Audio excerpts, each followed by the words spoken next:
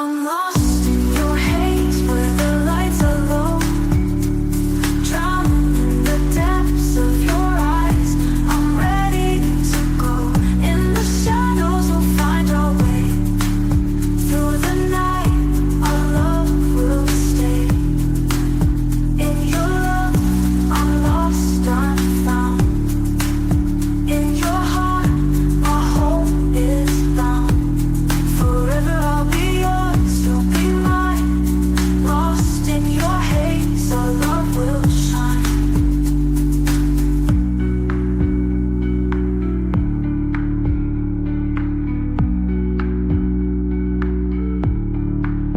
In your love, I'm lost, I'm found. In your heart, my home is bound. Forever I'll be yours, you'll be mine. Lost in your haze, our love will shine.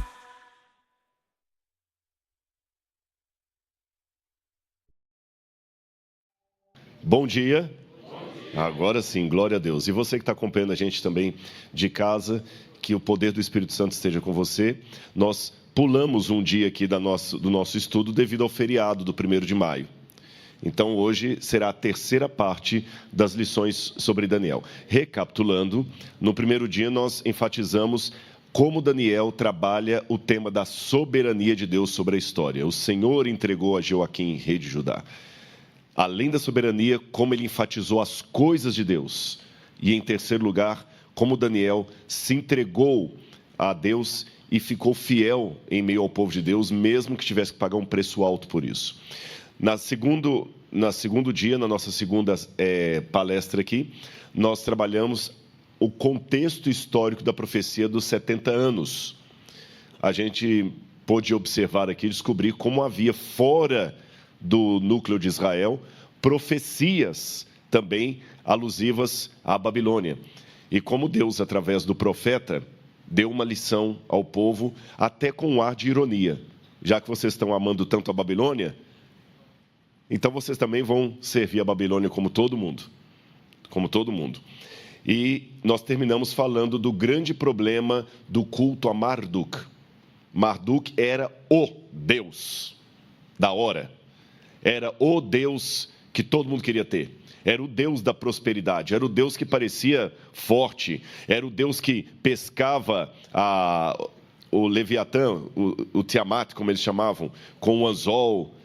Um Deus poderoso. Até as estátuas de Marduk mostram sempre musculoso e tudo mais. O que parecia uma tremenda desvantagem para o culto hebreu, onde o Deus hebreu não podia ser visto, não podia ser adorado através de imagem. Jerusalém não parecia prosperar, a Assíria é que prosperava e agora a Babilônia indo no mesmo viés da Assíria. Então, por que adorar esse Deus? Então, hoje nós vamos continuar falando um pouquinho mais sobre essa questão da profecia e a propaganda. Irmãos, propaganda, e eu gosto dessa palavra no sentido inglês dela, no sentido anglicista, propaganda. Propaganda é mais do que um comercial. Propaganda é um projeto realmente, muitas vezes oculto, que vai perpassando assim para dominar as mentes. E uma das grandes vantagens da filosofia bíblica da história é que a Bíblia nos impele a colocar o dedo na pulsação do tempo e perceber os eventos enquanto em curso. E aqui já está o meu primeiro apelo para o auditório nessa manhã. Nós devemos ser intérpretes da história, não estudiosos dela. Qual a diferença? É que o estudioso da história, ele simplesmente reconhece a história depois que ela vira passado. Quando é documentário, quando é livro, quando está na estante, aí você vai, reconhece e toma posição. Porém, melhor do que isso, é perceber a história enquanto em curso. Hoje, observar a apostasia de Israel, os problemas de Israel é fácil. Emitir juízo de valores.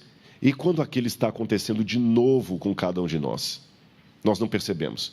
Muitos pais só percebem os erros de educação quando o filho já está dando problema. E ele pergunta, onde é que eu errei? Passou. Onde é que eu errei? Problemas de saúde. É quando a doença começa a chegar, que assim, onde é que eu errei que eu não cuidei da saúde? Nós não conseguimos, muitas vezes, perceber a história em curso, só quando vira passado. Bom, se você depois olhar com calma os capítulos 40 a 55 de Isaías, você vai ver que Isaías ali está sendo uma resposta à propaganda da época, especialmente aquela vista num documento chamado Enuma Elish. Deixa eu explicar para vocês isso. O Enuma Elish, na verdade, é um documento que data da época de Abraão. É antigo. Porém, lembram da Assíria? O Assurbanipal, que foi um dos grandes governantes da Assíria, ele era um camarada que me lembra muito Adolf Hitler. Porque Hitler tinha, por um lado, a genialidade de um demônio e a crueldade de um demônio, e, por outro lado, a sensibilidade de um artista. Hitler gostava de obras de arte, Hitler pintava. Napoleão Bonaparte, a mesma coisa. O livro Grande Conflito até menciona o Napoleão ressuscitando depois do milênio entre os ímpios. Então, Napoleão também não valia nada. Mas ele, praticamente, é o responsável pelo Museu do Louvre. Quando ele foi invadir o Egito, levou especialistas consigo, historiadores da arte. Assurbanipal também. Então, Assurbanipal, ele fez uma grande biblioteca em Nínive, e nessa biblioteca ele mandava copiar antigos clássicos, antigos mitos dos deuses pagãos, porque ele sabia que através da cultura ele mudaria as mentes. Olha o perigo. Não pensem que é somente a educação cristã que avalia a importância da educação. Filosofias pueris têm o mesmo método. Mesmo método. E é aquele negócio que eu falo para muitos pais: se você não for teólogo para o seu filho, e para muitos pastores, se você não for teólogo para o seu distrito, um herege vai ser no seu lugar. Perceberam? Se você não falar de teologia, outro vai falar no seu lugar. Então, Isaías, sabendo que naquela época todos os livros da biblioteca de Assurbanipal passavam lá, e um deles era o Enuma Elish. Olha como o Enuma Elish, e aqui eu já começo a desenvolver o espírito dessa mensagem de hoje. O Enuma Elish parece muito com o Gênesis, porque são 7 tabuinhas. Vocês estão vendo aqui, aqui tem o fragmento de algumas, aqui dá para ver 1, 2, 3, 4, 5, 6, aqui não mostra as outras 2, são 7 tabuinhas cuneiformes contando a história da criação. Enuma Elish significa quando nas alturas. Essa cópia aqui é do 7º século de antes de Cristo, 7º século, mas o original vem desde a época de Abraão. 7 tabuinhas contando a história da criação, 7 dias no Gênesis contando a história da criação. Na versão do Enuma Elish, o ser humano é criado no 6º dia. Na 6ª tabuinha. Na versão do Gênesis, no 6º dia. Na 7ª tabuinha, os deuses descansam para celebrar a criação. Na Bíblia, Deus descansa para celebrar a criação. Viram como é parecido? Mas lembra aquilo que eu falei, irmãos, não se falsifica uma nota de $8. Porque não existe. Falsifica-se uma nota de $100, de $20. E o falso é muito parecido com o verdadeiro. Como Marduk era o grande Deus, me surpreendeu uma coisa. Nós não encontramos muitas estátuas de Marduk na região dos judeus. Nós encontramos alguns indícios. Aqui são selos que foram encontrados, especialmente em Amnon, que está ali, olha. Hoje seria a Jordânia, que eu não estou conseguindo pegar aqui aqui, peguei, consegui. Sou eu que estou mexendo ou são ela atrás? Aqui, ó. Essa região aqui, que está justamente na fronteira do antigo reino de Israel, de Judá, na verdade, não Israel, Judá. Aqui eles encontraram alguns selos, e quando você vê esses selos aqui, por exemplo, o selo D, o F, o A e o B, tem símbolos do deus Marduk. Quando você vê alguns símbolos, alguns elementos ali, são do deus Marduk. Então, eu tenho indícios arqueológicos que Marduk foi adorado também em Judá. Mas aí eu tenho uma dificuldade. Se Marduk era o deus mais poderoso, pela propaganda, se Marduk era o deus mais difundido, eu esperava encontrar muitas estátuas de Marduk em Judá. Concordam comigo? Eu terminei falando do mito da grama mais verde. E por que eu não encontro? Aqui vem o primeiro alerta para o povo de Deus hoje. Por causa do legalismo dos judeus em relação à sua fé. Sabem qual que é o grande problema do legalismo? Ele fica precioso demais com alguns elementos da religião e escancara a porta para outros. Lembra que Jesus falou, vocês como mosquito engolem um camelo? Eles não aceitavam Marduk porque sabiam que o único Deus é o Senhor. Mas eles aceitaram elementos do culto a Marduk no culto de Judá. E sabem o que criaram? Sincretismo. E eu estou aqui para dizer para os meus irmãos que o pior tipo de apostasia que há hoje não é a pessoa que abandona a igreja. É aquela que permanece na igreja, trazendo o mundo para dentro dela. O que abandona a igreja é triste, temos que ir lá resgatar essa pessoa, tudo bem, direitinho e tal, não tem problema. Mas só que ele assumiu uma posição, eu não sou mais da igreja. Pode riscar o meu nome, eu não sou mais. Ele abandonou, ele assumiu uma posição. É mais claro, é mais óbvio. Aí quando você tem uma programação especial, você manda um folheto, ora. Agora, o sincrético, ele não abandonou a igreja. Ele continua lá. Só que ele quer trazer o de fora para dentro da igreja. Essas estátuas que vocês estão vendo aí, são estátuas que demonstram as reformas religiosas que foram empreendidas ali em Judá e Israel. A reforma de Josias, a reforma de Jeú, Jeú foi no norte, Josias e Ezequias. E essas estátuas, lá no Museu de Arqueologia do NASP, nós temos alguns desses ídolos lá, alguns de vocês tiveram oportunidade de visitar, e elas estão sempre quebradas, e a gente deduz que a cabeça quebrada é porque elas foram rompidas na época das reformas religiosas. Mas olha o sincretismo, que perigo. Nessa região que está apontada no mapa ali em vermelho, Quintilet Airud, eles encontraram esse vaso quebrado com desenho. Vocês conseguem ver que tem uma silhueta de algo desenhado ali? Meio apagado? Como eu fiz com a imagem de Nabucodonosor, eu vou colocar um desenho por cima para facilitar vocês visualizarem. Assim era o vaso. E sabe o que está escrito em hebraico ali em cima? Para Yahweh, ou Hashem, que a gente não sabe a pronúncia do nome de Deus, para Yahweh e sua Áshera. Áshera. Áshera, no culto cananita, era às vezes vista como esposa de El, mãe de Baal, às vezes é vista como esposa de Baal.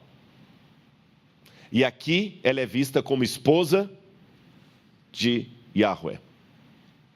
Um Deus solteirão? Não, ninguém vai querer ouvir um Deus solteirão. Então, já que a gente não pode adorar Marduk, vamos tornar o nosso Deus semelhante a Marduk. Ele vai ter uma esposa. Tem até um livro do William Dever, a esposa de Javé, agora eu fugi o nome, a esposa de Javé, teve Javé uma esposa. Irmãos, pasmem, houve uma época de apostasia de Israel que eles colocaram uma esposa para Deus. Essa Áshera, ela era a divindade mais adorada feminina que havia naquela época. E tem até vou abrir uma notinha de rodapé aqui para sair de Daniel, só para dar um comentário para vocês. Lá no museu nós temos uma estátua de Yahweh, de Áshera, Azera, como está na tradução em português, eu não sei em espanhol se é Azera também ou se é Áshera. Aserá. Ela não caminhava com os próprios pés. Ela é sempre vista sem pés ou com vestido longo. Quando ela precisava caminhar, sabe como é que ela caminhava? Montada numa besta de carga. E sabe o que ela era? Uma prostituta.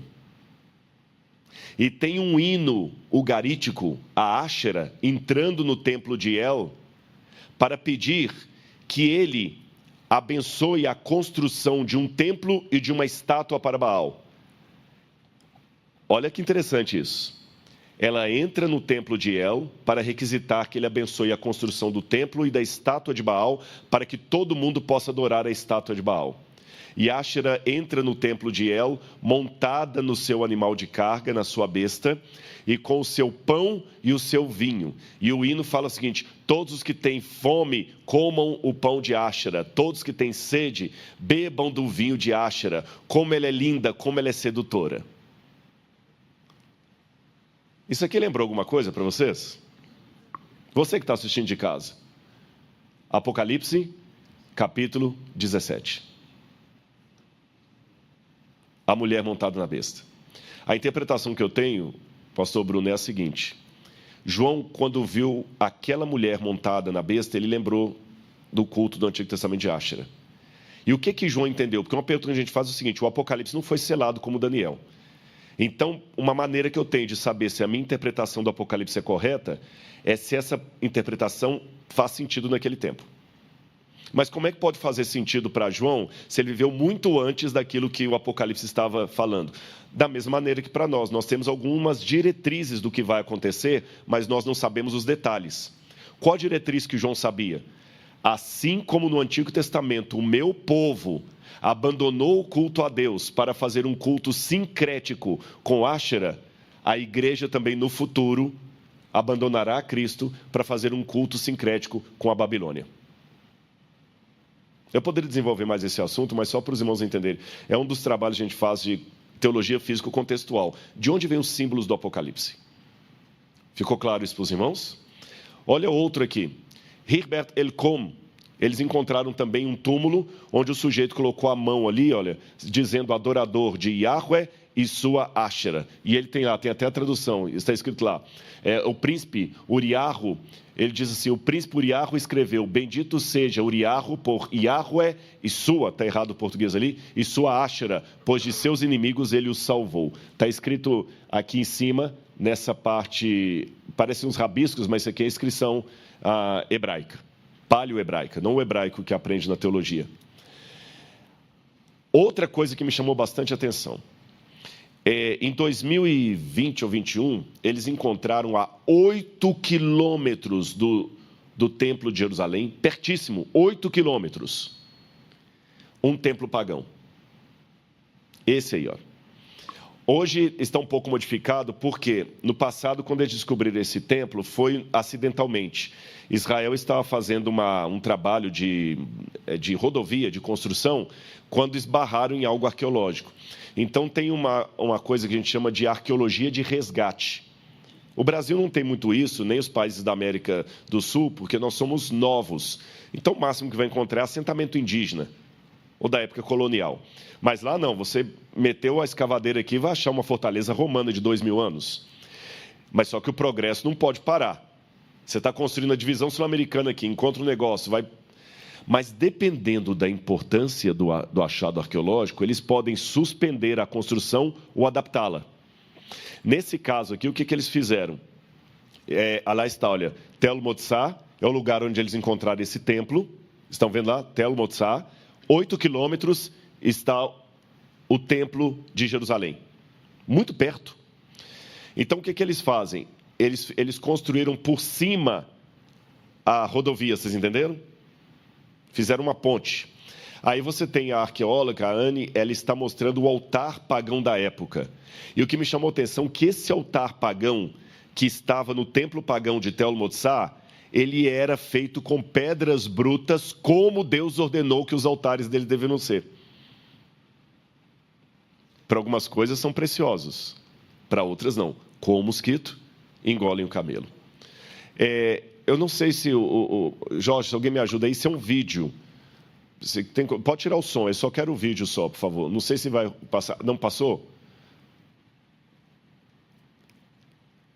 Se não passar, não tem problema. É um vídeo que eu fiz lá, mas depois vocês podem olhar no meu canal do YouTube. Eles colocar Tel Motsá, Rodrigo Silva, eu gravei um vídeo lá explicando detalhes no local. Aí é o pontilhão que fizeram por cima para preservar o sítio arqueológico. Irmãos, eles descobriram ali incensários. Esse que está aqui do lado, escrito Motsá 6544, é um incensário. Eles encontraram outra coisa interessante. O que nós fazemos com o pãozinho de Santa Ceia que sobra depois da cerimônia? Enterra. No passado também era assim, tudo que era usado em duas situações, ou em funeral, era sepultado junto, que contaminava, e o que era usado nas coisas de Deus também era sepultado para que não fosse usado de qualquer maneira. Por exemplo, em muitas sinagogas, eles queimavam a Torá depois de muito uso e enterravam as cinzas para que ninguém usasse de qualquer maneira a Torá. Então, aqui eles tinham um preciosismo com as coisas de Deus, mas misturado com o culto pagão. Olha o incensário depois que foi restaurado. Olha o cavalinho aí. Alguns deduzem que esse cavalo pode ser ou de Baal ou da Áshera, porque não encontraram o que estava montado nele. Encontraram também essas estatuetas aqui agora, e nós estamos escavando em Israel. O NASP está tendo um time de escavação que a gente está fazendo em Israel, em Laquis. E o professor, que foi meu professor na Universidade Hebraica e que dirige lá, o professor Joseph Garfinkel, ele levantou uma tese muito polêmica agora. Eu não sei se concordo, se discordo, mas é uma possibilidade. Como eu falei no primeiro dia, a opinião do Dr. Jacques Ducan sobre Daniel e ser castrado ou não. O professor Joseph Garfinkel está acreditando que essas estátuas aqui, pequenas, sejam estátuas de Yahweh, que os judeus começaram agora a fazer estátua do Deus poderoso, e adorando ali junto com Áshera. Irmãos, aí vocês entendem por que Deus falou dos 70 anos. Aí eu entendo quando eu leio no livro de Jeremias falando assim: por que vocês agora estão apavorados? Subam aos montes. Eu não vou ler os textos aqui por causa do tempo, mas depois, se você ler Jeremias, aí você entende o porquê do discurso dele. Vocês vão queimar incenso nos altos? Vão agora procurar os deuses. Eu agora, quando leio Jeremias falando isso, eu já sei que Jeremias provavelmente está falando de Tel Motzá. Agora, eu posso contar a ironia maior? Tel Motzá foi construído por volta do 8º século antes de Cristo. Então, ele passou por vários reis de Judá. 8 quilômetros do Templo de Jerusalém. Os críticos da Bíblia até usaram a escavação arqueológica de Tel Motzá para dizer que a Bíblia está errada, porque a Bíblia falava da reforma religiosa de Josias e de Ezequias. Mas falaram, não teve reforma religiosa, isso é mentira da Bíblia, porque o templo estava funcionando lá.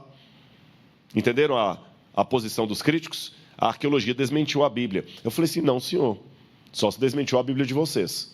Eu tive um debate sobre isso lá, até por causa de uma revista que publicou umas coisas aqui no Brasil nesse sentido. Eu falei, veja bem, esse achado arqueológico confirma o texto bíblico. Sabe por quê?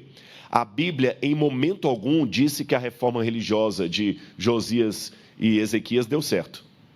A Bíblia só fala que os reis empreenderam a reforma, mas não fala que ele deu certo. E a prova maior que a reforma não deu certo é que os babilônios vieram. Se a reforma religiosa tivesse dado certo, os babilônios não viriam. Então, esse achado arqueológico confirma o que a Bíblia falou. E dá mais dimensão ainda. Agora, quando eu leio Jeremias, eu falo assim, agora eu sei o que Jeremias falou. As ironias que Jeremias fala. Vocês estão indo lá no alto do monte para adorar? Continuem queimando incenso lá. Peçam os deuses pagãos para livrarem Jerusalém agora. Olha que curioso. Eu falei que Tel Motzá existia desde o 8º século a.C. Nabucodonosor veio ou ele ou mandou o seu exército, porque eu falei, a gente não sabe se Nabucodonosor veio em pessoa ou mandou o exército dele, né? Ele veio a Jerusalém em 587 a.C., destruiu o templo de Jerusalém. Amanhã eu vou mostrar a destruição do templo, cinzas do templo destruído. Vou mostrar na palestra de amanhã. Agora, olha que curioso. O exército babilônio destruiu o templo, destruiu Jerusalém. Amanhã vocês vão ver o grau de destruição, mas não destruiu Tel Motzá. O templo foi abandonado, ele não foi destruído. Deus ensinou uma lição para o povo. Nabucodonosor não destruiu o templo de Tel Motzá, ele foi abandonado. Sabe aquele negócio que algumas pessoas vêm pelo amor, outras têm que vir pela dor? Israel teve que ter uma lição muito dura sobre o problema da idolatria. Vamos ler de novo Jeremias capítulo 29, verso 10. Nós falamos ontem dos 70 anos de cativeiro, mas eu acho que compensa nós lermos novamente esse texto para os irmãos entenderem até a ironia de Deus. Assim diz o Senhor: logo que se cumprirem para a Babilônia 70 anos, atentarei para vocês e cumprirei a promessa que fiz a vocês, trazendo-os de volta para esse lugar. Olha que interessante. Logo que se cumprirem para a Babilônia os 70 anos. Lembra que eu mostrei a profecia de Marduk, que eram 70 anos para a Babilônia, que no 11º foi de prosperidade? É isso aí. Agora, o que me chama a atenção, irmãos, que Jeremias, quando fala da profecia, vê a palavra do Senhor, vocês vão ficar cativos. Quando Daniel estava na Babilônia, ainda em grande angústia, percebendo que os 70 anos estavam acabando, Daniel pensou: agora o povo vai ficar aqui para sempre. Por quê? Raciocine comigo. Eu falei na intervenção anterior que o povo de Israel ficou cativo na Babilônia, porque Deus falou: olha, já que vocês amam tanto os babilônios, eu vou fazer vocês também ajudarem os 70 anos de prosperidade deles. Salmo 109, 17 a 19. Amou a maldição, que ela o apanhe. Vestiu-se de maldição como de uma túnica, seja-lhe a roupa que cobre e como cinto com que sempre se cinge. Ou seja, esse salmo aqui é um salmo que reflete esse contexto. Ah, Israel, você quer isso? Eu vou te dar isso então. Você quer um mundanismo? Eu vou te dar um mundanismo. Eu vou dar isso para você. Você quer isso? Há um episódio muito irônico envolvendo a esposa do grande pregador Billy Graham. Quando uma vez alguém lhe perguntou sobre a violência, a delinquência que estava nos Estados Unidos, ela falou, esse discurso dela é famoso, essa entrevista, ela falou assim: mas o que vocês queriam? Vocês agora proibiram de fazer oração na sala de aula. Estão promovendo culto satânico. O país que era o país da reforma protestante, o país dos pioneiros, o país da liberdade religiosa, agora está cuspindo na Bíblia. Não querem mais saber de Deus.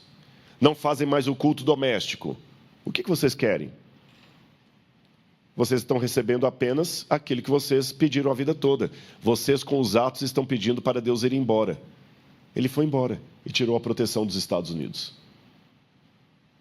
Israel gostou tanto da Babilônia que foram para lá. Está gostando da Babilônia? Vai para lá. Sabe, vai morar com seu pai. Agora que eu contei isso para vocês, olha com que teor devemos ler Apocalipse 18, quando fala: caiu a grande Babilônia. 18 e o 14 também na mensagem angélica. Sai dela, povo meu. Eu sempre que pregava isso, e continuo pregando, não achei que estava errada a aplicação, a gente sempre fala dos sinceros que estão em Babilônia. E está certo, a aplicação é essa. Deus vai trazer os sinceros que estão em Babilônia para o povo remanescente. Porém, eu acho que tem uma aplicação não excludente, mas análoga anterior. É o seguinte: meu povo, saiam também do espírito de Babilônia. Sai dela, povo meu. Eu vejo duas aplicações hoje para esse texto. Para o que está na confusão de Babilônia religiosa, para que saia dela, e para aquele que, mesmo em meio ao remanescente, ainda está apaixonado pela Babilônia, apaixonado por Marduk, apaixonado pelas coisas de fora, querendo trazer o sincretismo para cá. Daniel, então, ficou tremendamente angustiado quando, no final dos 70 anos do cativeiro, ele viu que nada havia mudado. Aí Deus chegou para ele e falou: Daniel, fique tranquilo, meu filho. Eu vou ter misericórdia do povo. Eu vou ter misericórdia do povo. Quando Pedro, foi o sermão que eu preguei ontem na Igreja Central, perguntou a Jesus: Senhor, quantas vezes meu próximo pecará contra mim que eu o perdoe? 7 vezes? Qual foi a resposta de Jesus? Não te digo 7 vezes, mas 70 vezes 7. Na Bíblia, Deus nunca ordena algo que Ele primeiro não deu o exemplo. Antes de ordenar ao povo guardar o sábado, Ele guardou o sábado. Antes de ordenar o povo a amar, ele amou. Antes de ordenar o povo a fidelidade, ele foi fiel à promessa de Abraão, à promessa que fez Abraão.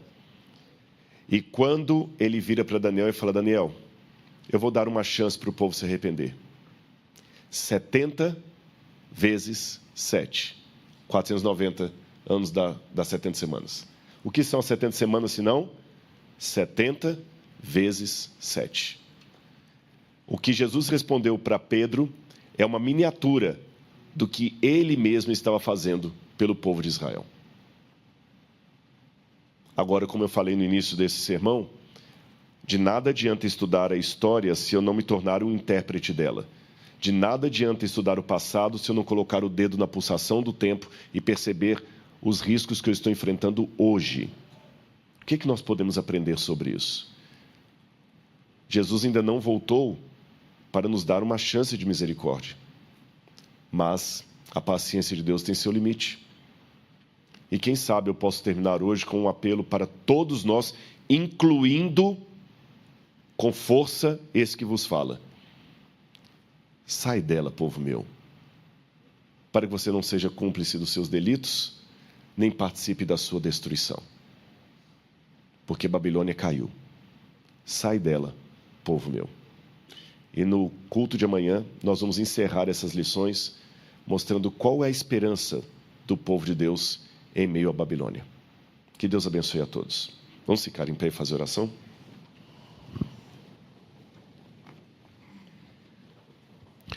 Obrigado, querido Pai, por tua bênção, por teu amor, por teu cuidado. Obrigado pelas lições que nós temos vindas da Bíblia Sagrada, o teu livro, inspirado, pronto para nos dar orientações, doutrinas, normas de vida e também o caminho da salvação, que é através de Cristo Jesus. Perdoa, Senhor, os pecados que tenhamos cometido contra Ti, pecados pessoais, individuais e também pecados coletivos. Pecados que talvez nós nem tenhamos a consciência deles. Perdoa-nos por esses também, Senhor. E leva-nos de volta da Babilônia para a Nova Jerusalém. É o que nós suplicamos em nome de Jesus. Amém, Senhor. Que Deus abençoe a todos.